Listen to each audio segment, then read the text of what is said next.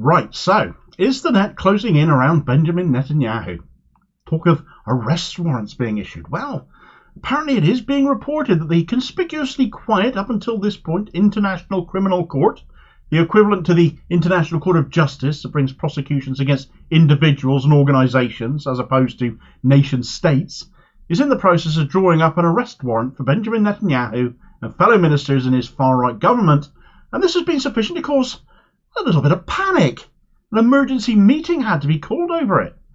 But really, is there any chance of such a warrant ever being executed? And should Netanyahu be worried he will get dragged to The Hague?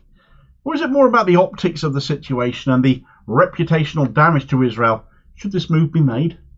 Right, so sphincters are twitching around Benjamin Netanyahu's cabinet table, it seems, as reports are coming out implying that an arrest warrant may well be issued shortly for Netanyahu and others in his mad far-right government. But why now?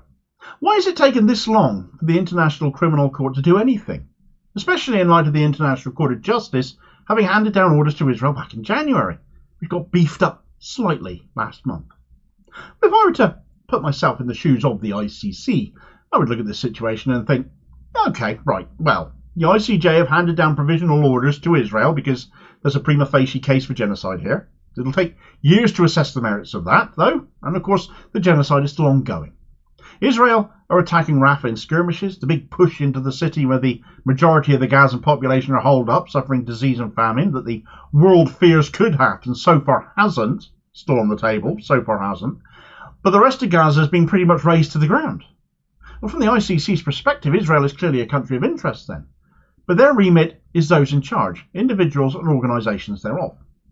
Now, it seemed to me that all the evidence presented at the ICJ by South Africa back in January, incriminating the likes of Benjamin Netanyahu and Isaac Herzog and Itamar Ben-Gvir, etc., certainly presented itself also as evidence for individual prosecutions by the ICC in turn.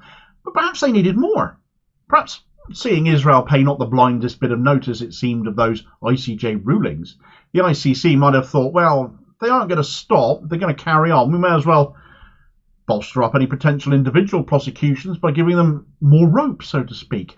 Allow the alleged criminals to commit more criminal activity, strengthening a case against them further down the line. Now that might sound really quite cold, hard-headed, hard-hearted, but I'm thinking within the remit of the ICC here, they want to be as sure could be, surely, that they've got a solid case against whoever they choose to bring.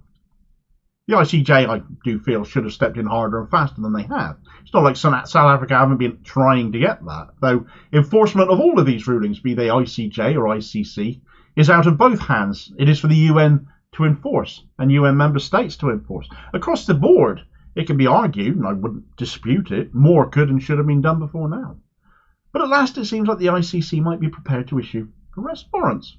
The cases against some in the Israeli government, namely Netanyahu himself, evidently may be strong enough now to give them confidence in this course of action.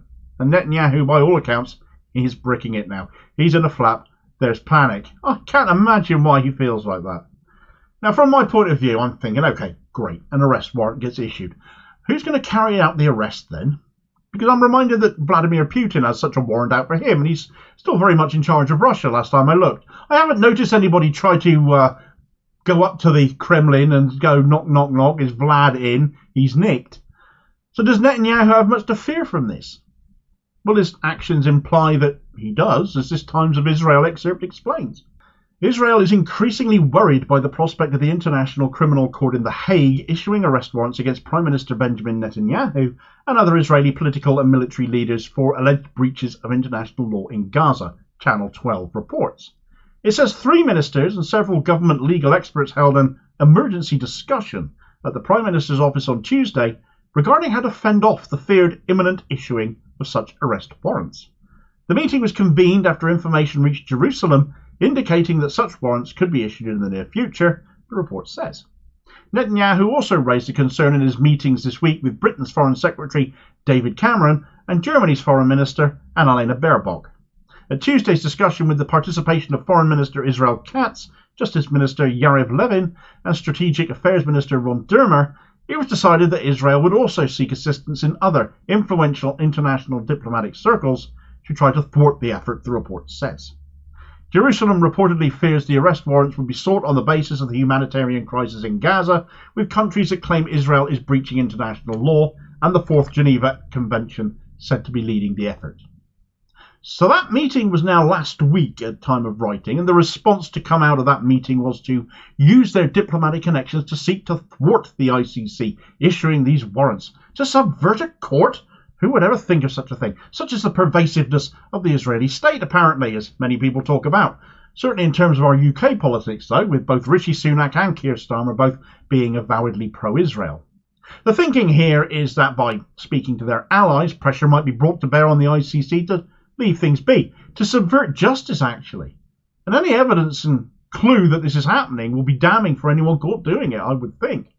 But it was notable that there were two politicians mentioned there, the UK and German foreign secretaries, foreign ministers, David Cameron and Annalena Baerbock. Germany is a nation that seems, certainly from a governmental level right now, to be a nation still desperate to be seen to be making amends for the crimes of Nazism, the Holocaust.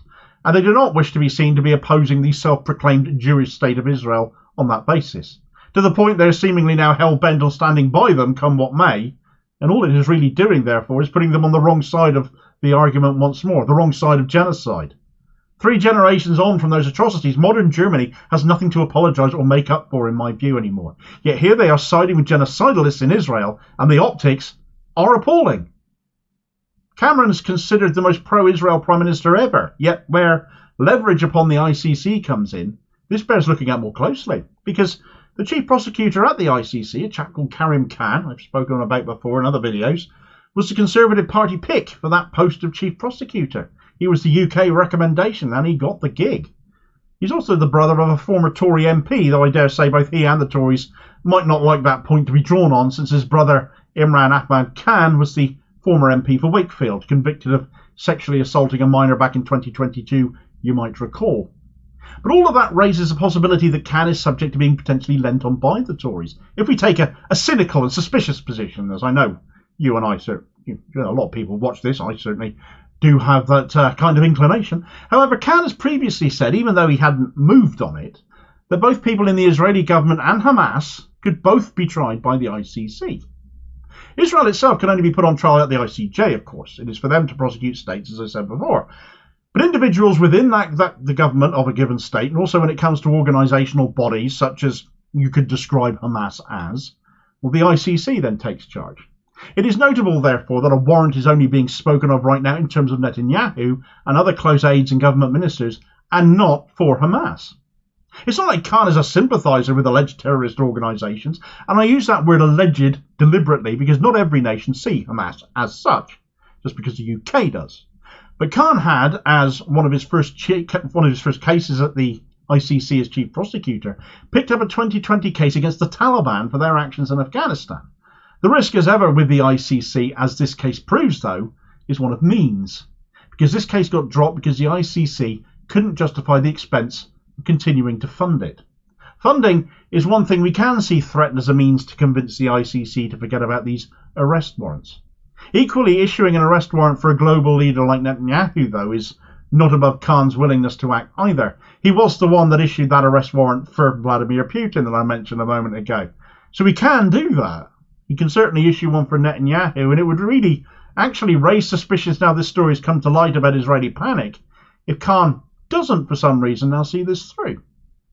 But if they do get issued, it really would say something about who is in the right and who isn't, if, as seems to be the case, they are issued for Israeli figures only and not Hamas. Perhaps pressure will come for them to be issued against Hamas leaders as well, just to try and make things a little more even-handed in the eyes of the public, or just to try and fudge the fault line, shall we say.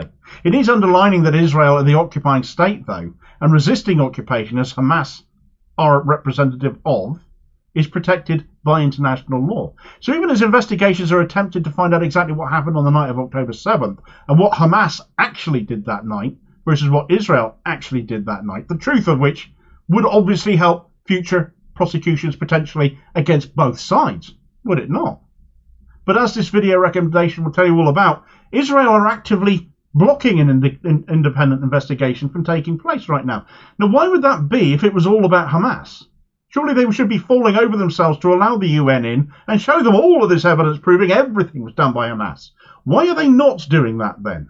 Raises my suspicions again, but then, as I said, I am a cynical type. Find out all about that in this video recommendation here, though, and I'll hopefully catch you on the next vid. Cheers, folks.